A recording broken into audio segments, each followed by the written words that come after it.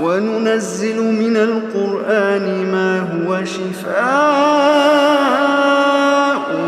وَرَحْمَةٌ لِّلْمُؤْمِنِينَ وَلَا يَزِيدُ الظَّالِمِينَ إِلَّا خَسَارًا.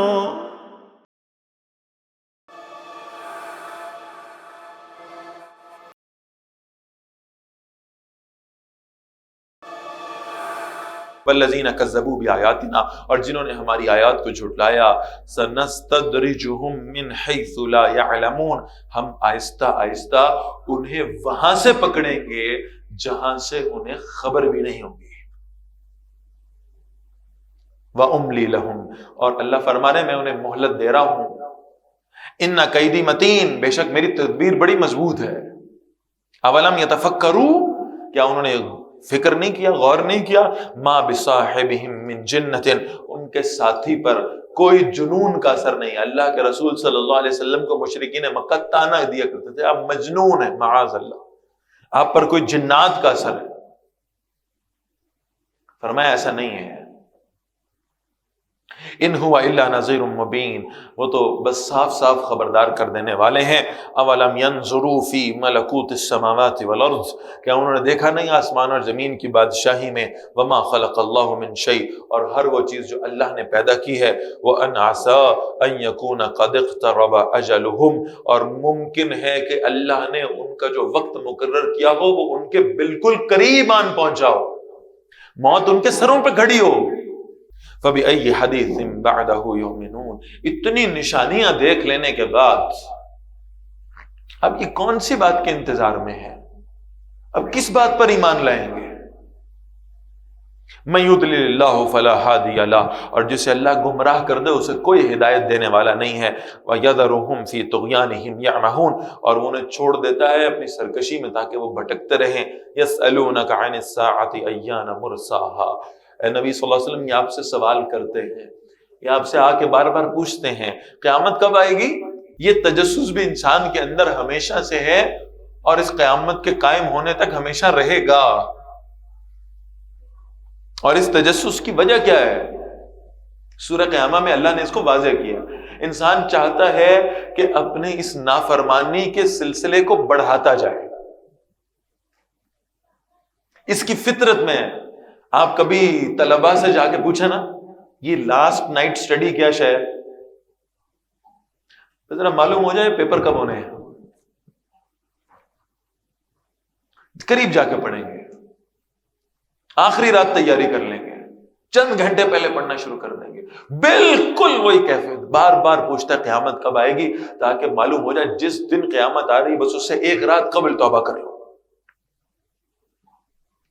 اس سے چند دن پہلے معافی مانگ کر نیک اعمال کرنا شروع کر دو۔ فرمایا یہ آپ سے سوال کرتے ہیں بار بار قیامت کب آئے گی۔ قل، اے نبی صلی اللہ علیہ وسلم ان سے کہیے انما علمها عند ربی، اس کا علم صرف میرے رب کے پاس ہے۔ اللہ نے قیامت کے وقت کا علم اپنی ذات کے سوا کسی کو نہیں دیا۔ نشانیاں بتائی ہیں، قرب قیامت کی نشانیاں کیا ہوں گی، ایسا ہوگا، یہ معاملہ ہوگا، دجال آئے گا، حضرت مہدی تشریف لائیں گے، عیسیٰ علیہ السلام کا نزول ہوگا، ملحمۃ العظمیٰ ہوگی، نشانیاں بتا دی۔ وقت کیا ہے یہ اللہ نے اپنی ذات کے علاوہ کسی کو نہیں بتایا۔ حدیث جبرائیل میں وہ الفاظ آتے ہیں کہ جب جبرائیل علیہ السلام انسانی شکل میں رسول اللہ صلی اللہ علیہ وسلم کی خدمت میں حاضر ہوئے، مختلف سوالات کیے، ان سوالات میں سے ایک سوال یہ بھی تھا اللہ کے رسول صلی اللہ علیہ وسلم ذرا بتائیے قیامت کب آئے گی۔ آپ صلی اللہ علیہ وسلم نے فرمایا نہ اسے معلوم ہے جو سوال پوچھ رہا ہے اور نہ اسے معلوم ہے جس سے سوال پوچھا جا رہا ہے۔ اگر جبرائیل علیہ السلام اور اللہ کے رسول صلی اللہ علیہ وسلم اس بات کو نہیں جانتے کہ قیامت کب آئے گی تو اس کا مطلب ہے ان سے برگزیدہ اور ان سے زیادہ علم والا کون ہو سکتا ہے؟ معلوم یہ ہوا کہ یہ علم صرف اور صرف اللہ کے پاس۔ لا یجلیھا لوقتھا الا ھو، اللہ اسے ظاہر نہیں کرے گا مگر اس کے وقت پر ہو، جب آئے گی تو معلوم ہوگا، اس سے چند سیکنڈز پہلے تک بھی کسی کو معلوم نہیں ہوگا کہ قیامت آنے والی۔ ثقلت فی السماوات والارض، قیامت آسمانوں اور زمین پر بھاری پڑ رہی ہے۔ لا تأتیکم الا بغتۃ، نہیں آئے گی وہ تم پر مگر اچانک۔ یسألونک، یہ آپ سے سوال پوچھتے ہیں، کأنک حفی عنہا، گویا آپ کی ساری ریسرچ، آپ کی ساری تحقیق قیامت کے وقت کے بارے میں یہ ایسے پوچھ رہے ہیں آپ سے۔ قل اے نبی صلی اللہ علیہ وسلم فرمائیے انما علمها عند اللہ، اس قیامت کے وقت کا علم تو اللہ ہی کے پاس ہے، ولکن اکثر الناس لا يعلمون، لیکن اکثر لوگ یہ جانتے نہیں ہیں۔ قل لا املک لنفس نفعا ولا ضرا، اے نبی صلی اللہ علیہ وسلم فرمائیے میں اپنے لیے کسی نفع نقصان کا اختیار نہیں رکھتا الا ما شاء اللہ، سوائے اس کے جو اللہ چاہے۔ میرے اپنے نفع نقصان کا بھی سارا جو حق ہے وہ اللہ کے پاس ہے، میرے اپنے نفع نقصان کا مالک بھی صرف اللہ ہے، میں کسی اور کو فائدہ نقصان پہنچانے والا کون ہوتا ہوں؟ وَلَوْ كُنْتُ أَعْلَمُ الْغَيْبَ، اور اگر میں غیب جانتا ہوتا لَاسْتَكْثَرْتُ مِنَ الْخَيْرِ، تو یقیناً میں بھلائیوں کی کثرت حاصل کر لیتا، وَمَا مَسَّنِيَ السُّوءُ، اور مجھے کوئی تکلیف بھی نہ پہنچتی، إِنْ أَنَا إِلَّا نَذِيرٌ وَبَشِيرٌ لِقَوْمٍ يُؤْمِنُونَ، میں تو خبردار کرنے والا اور بشارتیں دینے والا ہوں ان کے لیے جو ایمان لانا چاہتے ہیں۔ هُوَ الَّذِي خَلَقَكُم مِّن نَّفْسٍ وَاحِدَةٍ، وہی اللہ ہے جس نے تمہیں ایک جان سے پیدا کیا، وَجَعَلَ مِنْهَا زَوْجَهَا، اور پھر اسی سے اس کا جوڑا بنایا، لِيَسْكُنَ إِلَيْهَا، تاکہ وہ اس سے سکون حاصل کرے۔ یہ جو زوجیت کا تعلق ہے، دونوں جو لوگ ہیں اس تعلق کے اندر موجود، شوہر بھی اور بیوی بھی، ان طرفین کو یہ سوچنا چاہیے کہ کیا وہ اس زوجیت کے تعلق میں ایک دوسرے کے لیے سکون کا سبب بن رہے ہیں۔ اللہ نے یہ رشتہ کیوں پیدا کیا ہے؟ تاکہ وہ دونوں سکون حاصل کر سکیں،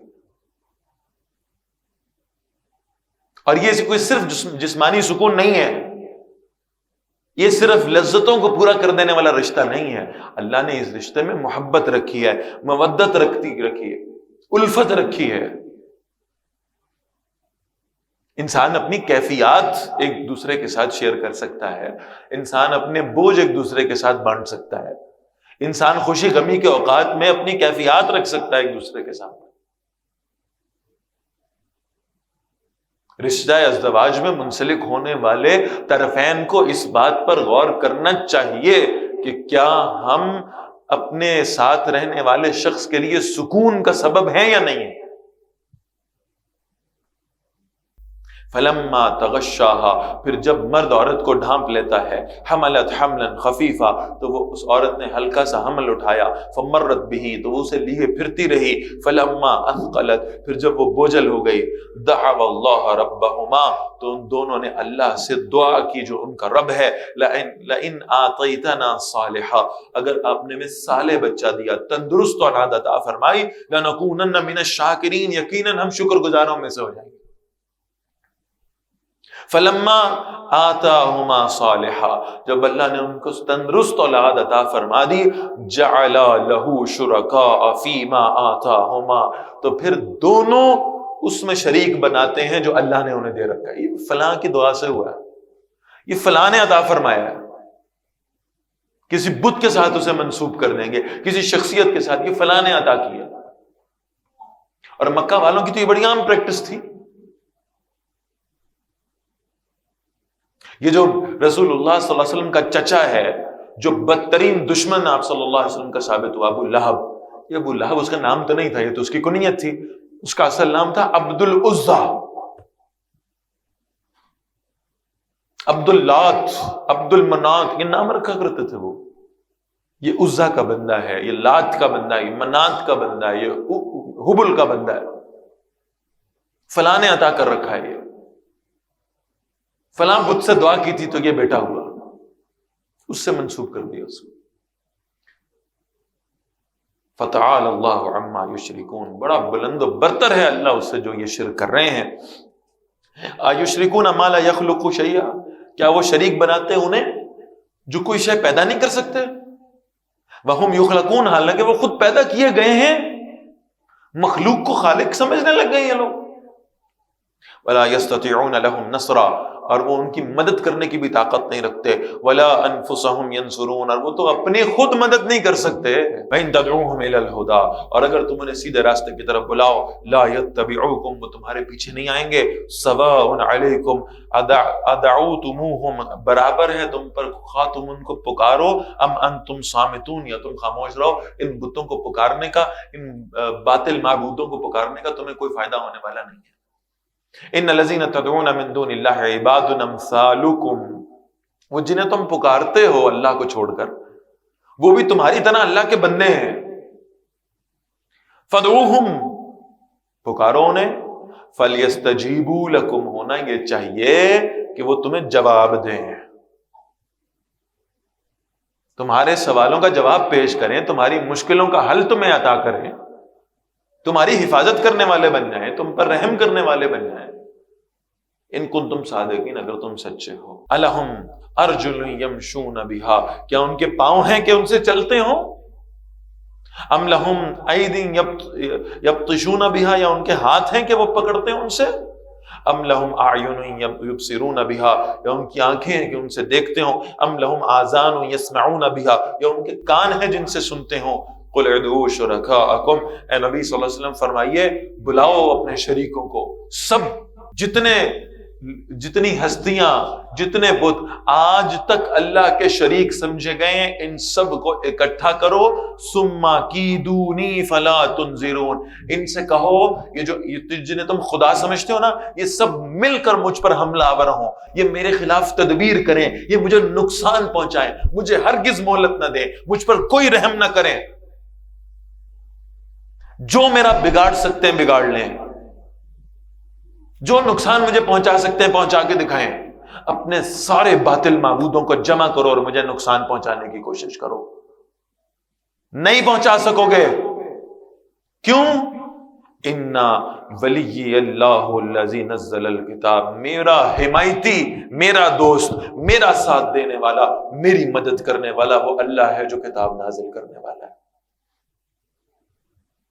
وَهُوَ يَتَوَلَّى الصَّالِحِينَ، اور وہی نیک بندوں کا ساتھ دیتا ہے۔ جب میرے ساتھ میرا اللہ ہے، میرا مددگار میرا اللہ ہے، تو پھر ساری کائنات مل کر میرا کچھ نہیں بگاڑ سکتی، کوئی نقصان نہیں پہنچا سکتی۔ وَالَّذِينَ تَدْعُونَ مِن دُونِهِ، اور جنہیں تم اللہ کے سوا پکارتے ہو، لَا يَسْتَطِيعُونَ نَصْرَكُمْ، اور تمہاری مدد کی کوئی طاقت نہیں رکھتے، وَلَا أَنفُسَهُمْ يَنصُرُونَ، اور نہ ہی وہ خود اپنی مدد کر سکتے ہیں۔ وَإِن تَدْعُوهُمْ إِلَى الْهُدَىٰ، اور اگر تم انہیں سیدھے راستے کی طرف بلاؤ، لَا يَسْمَعُوا، وہ نہیں سنیں گے، وَتَرَاهُمْ يَنظُرُونَ إِلَيْكَ، اور نبی صلی اللہ علیہ وسلم آپ دیکھ رہے ہیں انہیں کہ وہ آپ کی طرف تکتے ہیں، وَهُمْ لَا يُبْصِرُونَ، حالانکہ وہ سمجھتے ہوئے نہیں دیکھتے۔ خُذِ الْعَفْوَ، اے نبی صلی اللہ علیہ وسلم درگزر کرنے کا رویہ اختیار کریں۔ یہ نصیحت کی جا رہی ہے اللہ کے نبی صلی اللہ علیہ وسلم کو کہ آپ دین کی دعوت دینا چاہتے ہیں تو آپ کا طرز عمل کیسا ہونا چاہیے، اور ظاہر ہے کہ اللہ کے رسول صلی اللہ علیہ وسلم کے اندر تو یہ سب کوالٹیز موجود تھیں، تو آپ صلی اللہ علیہ وسلم کی امت میں سے وہ لوگ جنہیں اللہ دین کی دعوت کے لیے چن لے، پسند فرما لے، ان کے اندر اب یہ صفات ہونی چاہیے۔ خذ العفو، پہلی بات درگزر کرنے کا رویہ اختیار کریں۔ وہ شخص جو دین کی دعوت کے میدان میں نکلے گا، اسے جو لوگوں کی طرف سے رسپانسز آئیں گے، جہاں جہاں مشکلیں آئیں گی، جہاں جہاں رکاوٹیں آئیں گی، وہاں اسے صبر کرنا ہوگا، وہاں اسے معاف کرنے کا رویہ اپنانا ہوگا۔ وَأْمُرْ بِالْعُرْفِ، اور نیکی کا حکم دیجئے، وَأَعْرِضْ عَنِ الْجَاهِلِينَ، اور جاہلوں سے اعراض کیجئے، چھوڑ دیں انہیں اپنے حال پہ، آپ اپنا کام کرتے رہیں۔ وَإِمَّا يَنزَغَنَّكَ مِنَ الشَّيْطَانِ نَزْغٌ، اور اگر آپ کو شیطان کی طرف سے کوئی چھیڑ آئے، کوئی آپ کو اکسایا جائے کسی بات کے اوپر، شیطان آپ کو بتانے کی کوشش کرے جناب آپ کتنا عظیم کام کر رہے ہیں، اور ذرا دیکھیں کیسے بدبخت لوگ ہیں جو آپ کے راستے کو روکنے والے ہیں، آپ کی بات نہیں مان رہے، اگر کہیں شیطان کی طرف سے ایسا کوئی جذبہ پیدا کیا جائے، فَاسْتَعِذْ بِاللَّهِ، تو فوراً اللہ کی پناہ مانگا کریں۔ عاجزی کا سب سے بنیادی درجہ یہ ہے کہ انسان اپنے بہاف پر نہیں، اپنی ایمانی قوت کی بنیاد پر بھی نہیں، اپنے اعمال صالحہ کی بنیاد پر بھی شیطان کو شکست دینے کا قائل نہ ہو، بلکہ وہ اپنی اس عاجزی کا اعتراف کرے کہ اگر میں شیطان سے بچ سکتا ہوں تو مجھے بچانے والا صرف اور صرف رب العالمین ہے۔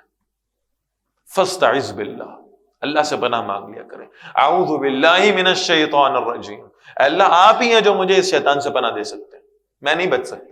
اور جو شخص اس بات کا قائل ہو گیا کہ وہ خود شیطان سے لڑ لے گا، سمجھے وہ شیطان کے پہلے حملے کا شکار بن چکا، اس نے اپنے آپ کو اوپن کر کے پیش کر دیا شیطان کے لیے۔ یہ تمہارے کرنے کی جنگ نہیں ہے، تمہارا کام یہ ہے کہ تم اپنے رب کی پناہ میں آ جاؤ، وہ تمہیں بچائے گا اس شیطان سے۔ فاستعذ باللہ، اللہ کی پناہ مانگا کریں۔ انہ سمیع علیم، بے شک وہ خوب سننے والا، خوب جاننے والا ہے۔ ان الذین اتقوا، بے شک جن لوگوں نے تقوی اختیار کیا، اذا مسهم طائف من الشیطان، جب انہیں شیطان کی طرف سے کچھ چھیڑ لگتی ہے، شیطان انہیں اکساتا ہے کسی بات پر، تذکروا، وہ چونک پڑتے ہیں۔ یہ نعمت ہے اللہ کی طرف سے، جہاں کوئی جذبہ شیطان کی طرف سے دل میں آئے، فوراً اس پر چونک جانا، فوراً اس پر تعوذ پڑھنا، فوراً اللہ سے پناہ مانگنا، فوراً اس بات کا محسوس کیا جانا کہ یہ بات شیطان کی طرف سے ہے۔ فَإِذَا هُمْ مُبْصِرُونَ، پھر ایک دم وہ حقیقت حال کو دیکھنے والے بن جاتے ہیں۔ وَإِخْوَانُهُمْ يَمُدُّونَهُمْ فِي الْغَيِّ، اور شیطانوں کے بھائی انہیں گمراہی میں کھینچتے رہتے ہیں۔ ثُمَّ لَا يُقْصِرُونَ، اور پھر وہ کوئی کمی نہیں کرتے۔ وَإِذَا لَمْ تَأْتِهِمْ بِآیَةٍ، اور نبی صلی اللہ علیہ وسلم جب آپ ان کے پاس کوئی فرمائشی معجزہ نہیں لے کر آتے، قالوا، تو یہ کہتے ہیں، لَوْلَا اجْتَبَيْتَهَا، کیوں نہیں تم نے اسے اپنے پاس سے بنا لیا؟ کل، اے نبی صلی اللہ علیہ وسلم فرمائیے، انما اتبع ما یوحى الی من ربی، میں تو اسی کی پیروی کرتا ہوں جو میری طرف میرے رب کی جانب سے وحی کی جاتی ہے، میں اپنی مرضی کی بات نہیں کرتا۔ ھذا بصائر من ربکم، یہ روشن دلائل ہیں تمہارے رب کی جانب سے، وہدی ورحمۃ لقوم یؤمنون، اور ہدایت اور رحمت ہے ان کے لیے جو ایمان لانا چاہیے۔ کلام اللہ موجود ہے تمہاری آنکھیں کھولنے کے لیے، اس سے بڑا معجزہ اور کیا چاہتے ہو تم؟ وہ کلام جو تمہارے دلوں پر اثر کرتا ہے، وہ جو تمہاری باتیں بیان کرتا ہے، تم زندگی کے جس فیز میں ہو، جس مرحلے میں ہو، جس جگہ موجود ہو، جس عمر کے حصے میں ہو، تم جس مسئلے کے لیے قرآن کھولو گے یہ تمہاری رہنمائی کرے گا۔ اس سے بڑا معجزہ اور کیا ہو سکتا ہے؟ وَإِذَا قُرِئَ الْقُرْآنُ، اور جب قرآن پڑھا جائے، فَاسْتَمِعُوا لَهُ، غور سے اسے سنا کرو، وَأَنصِتُوا، خاموش رہا کرو، لعلکم ترحمون، تاکہ تم پر رحم کیا جائے۔ مشرکین مکہ کی روش تھی، جب قرآن پڑھا جاتا تھا انہیں ڈر لگتا تھا کہ یہ قرآن ہمارے دلوں پر اثر کرے گا، ہم اس کے جادو میں گرفتار ہو جائیں گے، لہٰذا اپنی انگلیاں جو ہیں وہ کانوں میں ٹھونس لیتے تھے، کبھی یعنی وہ موسیقی کے آلات بجانے لگتے تھے، کبھی وہ طوائفوں کو بلا لیتے تھے کہ وہ رقص کریں، اور یہ قرآن سننے کی بجائے ہمارے نوجوان جو ہے نا وہ رقص میں مصروف ہو جائیں۔ تدبیریں کرتے تھے کہ کسی طرح اس قوم کو قرآن سننے سے روکا جا سکے۔ یہ ڈیوٹی آج کے دور میں ہمارے میڈیا چینلز بہت بہترین طریقے سے انجام دے رہے ہیں، بہترین طریقے سے۔ اس قوم کا رمضان خراب کرو، اس کی تراویح ضائع کرو، اس کا روزہ خراب کرو، اسے سارا دن بٹھائے رکھو اس ٹرانسمیشن پہ۔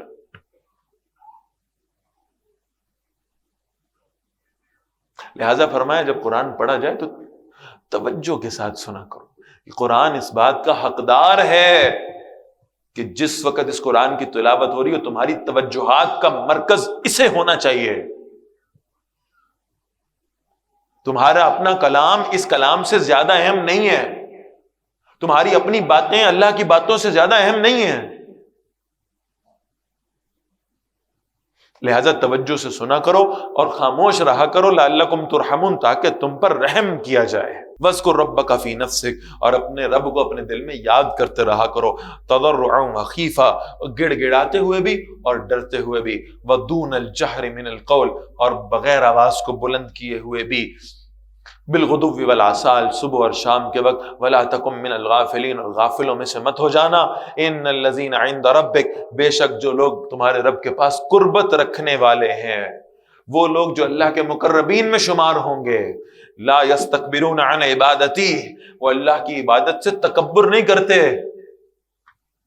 وَيُسَبِّحُونَهُ، اور اللہ کی پاکیزگی کو بیان کرتے رہتے ہیں، اللہ کا ذکر ہر وقت کرتے رہتے ہیں، ان کی زبانیں، ان کے قلوب اللہ کے ذکر سے تر رہتے ہیں، اور ذکر کرتے وقت ان کے دلوں پر رقت طاری ہوتی ہے، ان کی آنکھوں سے آنسو بہتے ہیں، وَلَهُ يَسْجُدُونَ، اور اسی کو وہ سجدہ بھی کرتے ہیں۔